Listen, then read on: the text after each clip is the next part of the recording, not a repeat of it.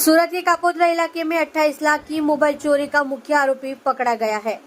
आरोपी रामनिवास गुप्ता चोरी का मुख्य आरोपी था। आरोपी के खिलाफ महाराष्ट्र और गुजरात में चोरी की 65 से ज्यादा मामले दर्ज है। आरोपी महाराष्ट्र में रहता था और चोरी करने के लिए सूरत आया था। आदतन आरोपी महाराष्ट्र पुलिस की पकड़ से भी भाग निकला।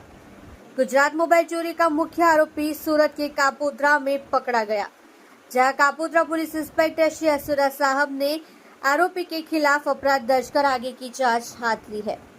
आप देख रहे हो crime open news Nathu Singh Shekhawat के साथ। गई तारीख 4/3/2024 रोज कापोद्रा પોલીસ સ્ટેશન વિસ્તારમાં આવેલા ગુજરાત મોબાઈલની અંદર એક ઘરફોડ ચોરીનો બનાવ બનેલો।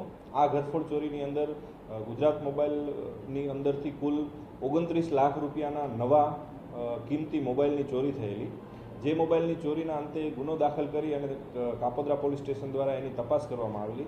એ દરમિયાન અગાઉ ક્રાઇમ બ્રાન્ચ દ્વારા આ ગુનાનું ડિટેક્શન કરવામાં આવેલું અને અમર ખરાટ નામના એક વ્યક્તિની ધરપકડ કરવામાં આવેલી। અમર ખરાટ નામના વ્યક્તિની ધરપકડ કરવામાં આવેલી। એની પૂછપરછ દરમિયાન એવું જાણવા મળેલ કે આ ગુનાનો મુખ્ય સૂત્રધાર અને મુખ્ય ચોરી કરનાર એક આરોપી રામનિવાસ ઉર્ફે રામા ગુપ્તા, જેનું રહેઠાણ થાણે મુંબઈ છે, એ આ ગુનામાં મુખ્ય સૂત્રધાર છે। જેથી તેની પણ આમાં કાપોદ્રા પોલીસ સ્ટેશન દ્વારા તપાસ કરવામાં આવી।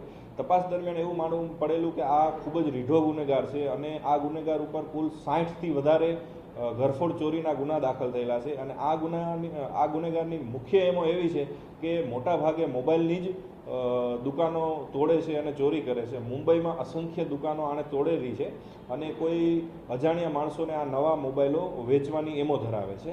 આ આરોપીને થાણે પોલીસ સ્ટેશન દ્વારા જે તે વખતે પકડવામાં આવેલો અને ત્યાં મુંબઈ પોલીસના હાથમાંથી પણ ફરાર થઈ ગયેલો, જેનો પણ ગુનો દાખલ થયેલો હોય અને આશરે 1.5 મહિના પહેલાં આ આરોપીને મુંબઈ પોલીસ દ્વારા ફરીથી પકડવામાં આવેલો અને એ થાણે જેલમાં બંધ હતો।